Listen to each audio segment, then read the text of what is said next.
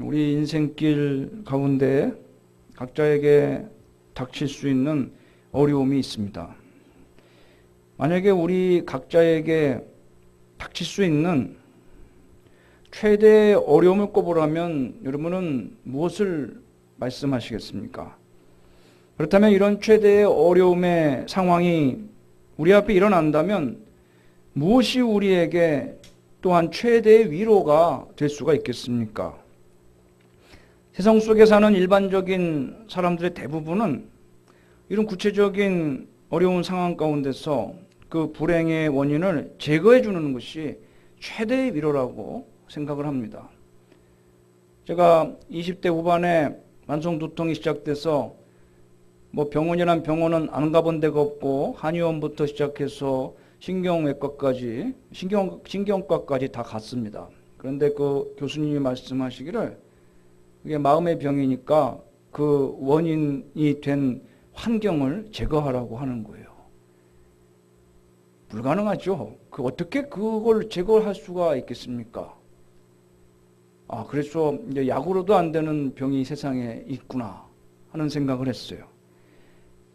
세상 사람들이 하는 말은요, 원인을 제거해 주는 것이 제일 위로가 된다고 말해요. 원인이 제거되면 마음의 병도 낫고 육체의 병도 해결되고 불행이 없어지고 행복한 삶을 살 수 있을 것으로 이야기를 합니다. 그러나 여러분, 사실 말이 쉽지 우리에게 불행을 가져다 주는 원인을 생활 속에서 나 스스로 제거한다는 것은 거의 불가능에 가까운 일입니다. 그러면 하나님을 믿는 우리들은 이런 상황에서 무엇이 우리에게 최대의 위로가 될까요? 우리 신앙의 선배들은 지금으로부터 약 450년 전에 하이델베르크라는 곳에서 모여서 요리문답을 만들었는데 그 일문에는 이렇게 대답을 하고 있습니다. 생사간의 나의 유일한 위로는 내가 나 자신의 것이 아니라 사나 죽으나 나의 몸과 영혼이 모두 다 신실하신 나의 구주 예수 그리스도께 속한다는 것입니다. 라는 내용입니다. 내가 내 것이 아니라 예수님의 것이라는 것이 우리 인생의 최대의 위로라는 것입니다. 유일한 위로라는 것입니다. 그러므로 첫째로 진정한 위로는 내가 그리스도의 소유라는 것입니다. 토기장이가 토기를 자신의 뜻대로 자신의 기뻐하는 대로 만들듯이 이 세상의 모두는 그래서 하나님의 창조의 산물이기 때문에 하나님이 기뻐하시는 대로 만든 것입니다. 그래서 하나님을 믿는 우리들은 나는 내 자신의 것이 아니라 나는 주님의 소유이다라는 적극적인 고백을 할 수가 있어야 되는 것입니다. 왜냐하면 그것이 정답이기 때문입니다. 오늘 말씀을 보면 바울은 성도의 몸이 성령의 전이라고 하였습니다. 그러므로 성도된 우리는 이 땅에서 성령의 전으로서 존재하는 것입니다. 따라서 우리는 우리 몸을 성령의 전답게 합당하게 드려야 합니다. 그렇다면 어떻게 해야 우리 몸을 성령의 전으로서 합당하게 드릴 수 있겠습니까? 먼저 몸을 거룩하게 지켜야 합니다. 이러한 사실이 보여주듯이 우리는 우리의 몸을 부정한 죄로부터 격리하여서 청결하게 유지해야 합니다. 음식 만드는 사람이 항상 손을 깨끗이 하고 의사가 항상 손과 팔을 깨끗하게 유지하면 수술실에 들어가듯이 우리 그리스도인들은 하나님께 우리 삶이 바쳐지는 것이고 우리 하나님이 들어와서 계시는 성전이기 때문에 우리는 그 하나님께는 치명적인 병균이나 냄새나는 그런 더러운 오물보다도 더 하나님이 악하게 보시는 이 죄로부터 우리를 격리해서 정결한 그런 심령을 유지하기 위해서 힘써야 되겠죠. 마음을 이렇게 한 다음에 그 다음으로 성도들은 자기 몸을 성령의 의롭고 선한 도구가 되게 해야 합니다. 죄를 몰아난 다음에 그것으로 그치는 것이 아니라 성령님의 도구가 되게 해야 된다는 겁니다. 성령께서 우리 안에 거하시는 목적은 우리가 그리스도를 올바로 섬기도록 도와주시려고 계신 것입니다. 또한 우리 몸을 성령의 도구로 사용하시기 위해서 우리 안에 내주하시는 것입니다. 따라서 우리가 성령의 뜻에 불순종하면 그것은 성령을 모독하는 것이 됩니다. 또 우리 성도로서 합당한 길을 가지 않고 불의한 일을 행하면 성령께서 근심하십니다. 성령께서 근심하시면 우리의 마음과 몸도 편치 못합니다.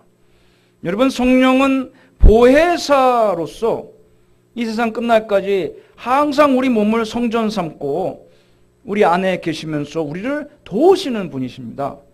그러므로 우리는 우리 몸을 거룩한 성령께서 거하시는 성령님의 집답게 만들어가는 것이 바로 우리의 남은 인생의 사명이요, 우리 성도된 자의 의무임을 늘 기억하며 살아야 하겠습니다. 두 번째로, 그러면 우리가 그리스도의 소유가 되는 것이 왜 진정한 위로가 될까요? 그것은 우리의 소유주 되시는 그리스도께서 우리를 책임져 주시기 때문입니다. 주인은 종을 책임져 줍니다. 너무너무 우리나라가 조선시대 때 못 살 때, 흉년이 들었을 때 가난한 촌부는 굶어 죽는데 부잣집 종은 굶어 죽을 걱정이 없는 거예요. 그래서 자유인인데 불구하고 그 촌부가 자기의 양민의 신분을 버리고 천민인 노비로 들어간 일이 많았어요. 왜? 굶어 죽지 않기 위해서입니다. 왜냐하면 종은 시키는 일만 하면 되고 그에 필요한 모든 것과 양식은 그 주인이 책임져 주는 것이죠. 그런데 그 종을 부리는 주인은 가진 것이 많기 때문에 흉년에도 굶어 죽지 않고 나눠줄 양식이 있기 때문인 것입니다. 여러분, 주인은 이처럼 종을 책임져 줍니다. 그러므로 자신이 자신의 것이라고 주장하는, 즉 자신이 자신의 주인이 되고자 하는 사람들은 일어나는 모든 문제에 대해서 내 자신이 책임져야 된다는 겁니다. 자신의 지혜와 자기 힘을 가지고 처리해야 됩니다. 왜냐하면 내가 내 주인이기 때문입니다. 만약 그것도 안 되면 주위 사람들의 힘을 의지해서라도 문제를 인위적으로 해결해야만 합니다. 그러나 여러분, 주님의 소유가 되면 어떻습니까? 스스로 노심초사하고 동분서주할 일이 없게 되는 것입니다. 왜냐하면 주님이 책임져 주시기 때문입니다. 본문 20절에 보면 값으로 산 것이 되었으니 라고 말씀합니다. 예수 그리스도께서 우리의 죄를 대신해서 우리의 형벌을 대신 담당하시고 십자가에서 내 대신 죽으심으로 이 값비싼 대가를 주님이 치러주시고 우리를 주님의 소유로 삼으셨습니다. 그러므로 이제 우리는 주님의 소유가 된 것입니다. 예수님의 소유가 된 우리의 삶은 하나님께 영광 돌리는 삶을 살아야 합니다.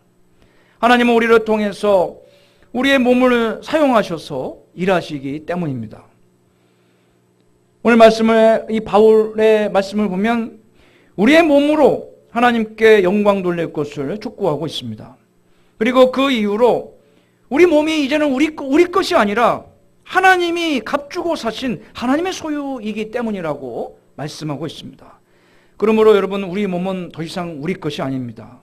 하나님이 그리스도의 피로 값주고 사신 하나님의 소유입니다.